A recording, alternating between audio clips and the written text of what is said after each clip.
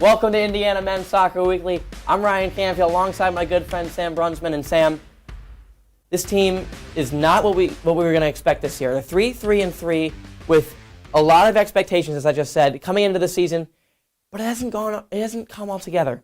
What's going on this year, and how can they bounce back and find their way into the NCAA tournament? This Hoosiers team has looked like the better team in every single game they've played. It's just come down to their finishing, which was something last year that they were really good at with Ryan Wittenbrink, but now losing him on the attack on offense hasn't been very good. They have the players to do it, like Aduro, the freshman, and Sam Sarver, but they just haven't found that true striker that can put the ball in the back of the net. And it's been Sarver. I mean, they've only had 3 people who have scored all year so far. It's been Quentin Helmer, Sam Sarver, and Collins Aduro, the freshman from Ghana. They're going to need to find their true striker to put these games away in games that they should win. Yeah, I feel like last year, everything on offense was always the Sam Sarver show with a little sprinkle of Tommy Mahalik in there. But now let's talk about these players.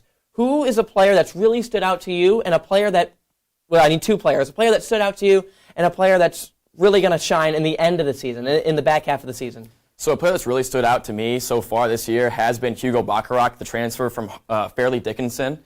He's played a really big role in that back line. He can create off the dribble, which is what the Hoosiers want. He can get through the midfield and then find his wingers, including Sarver, Mahalik, Gumbali, whoever's out there pretty much. But yes, he can create. But the player I'm really lean on to pick up his play is Maloon Gumbale. He was their striker, and he needs to finish the ball better in a sense. He hasn't had any goals or assists this year, and it's been a real struggle for him on the wings or up top. So if the Hoosiers can get him going up there, find him the ball, and if they can work on their finishing and get him to finish the ball around with their other forwards and strikers, they'll be set. Yeah, absolutely. And you also mentioned Collins Aduro. You cannot talk about this team without mentioning that electric freshman from Ghana. And now let's talk about some part of Indiana's game that's kind of plagued them a little bit. How has Indiana's set piece played a factor in these matches? Yeah, their set pieces were their strongest suit last year. Corners, free kicks. That's what they were really good at last year, and you saw it in the College Cup and in the playoff run that they made last year. But now it's like their corner kicks and their free kicks, they just don't have the juice they did last year, which is really not what you want to see from this Hoosiers team, as they were so good at it the year before and in years past. So now it's like losing Wittenbrink, now they're having Sarver take the corners or Mahalik taking the corners, and the free kicks, they kind of just go to whoever. I mean, they have tall bodies in there. They have Bacharach, who comes up from the defense to get ahead on the ball because he's taller than everybody else. It just hasn't worked out for them so far, and it's been a real reason why they've been losing and tying some of these games so far. Yeah, absolutely. And as it sits right now, as I said in the beginning of the show, Indiana needs to claw their way back into the NCAA tournament because it looks like the advanced metrics have Indiana on the outside looking in. What needs to change for them to be back into that tournament conversation and then back into the College Cup conversation? Yeah, it's going to be these last 8 games for this Hoosier team is going to be a real nail biter because they're 3-3-3 right now. They've tied and lost some games that they shouldn't have. So now you got to at least win 6 or 7 out of these 8 last games to really make a statement with the RPI and make a tournament push, and not just the Big Ten tournament, and also to the NCAA tournament to try and make that.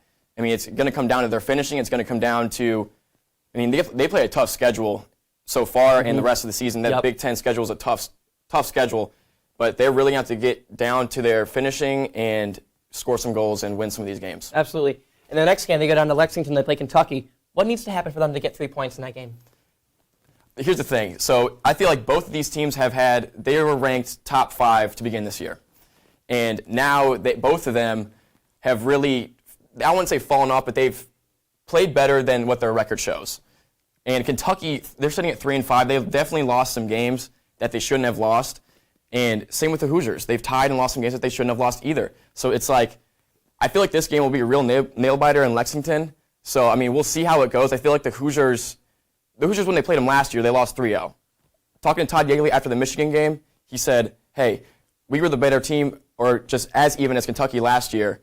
And even though they lost 3-0, they felt like they were the better team.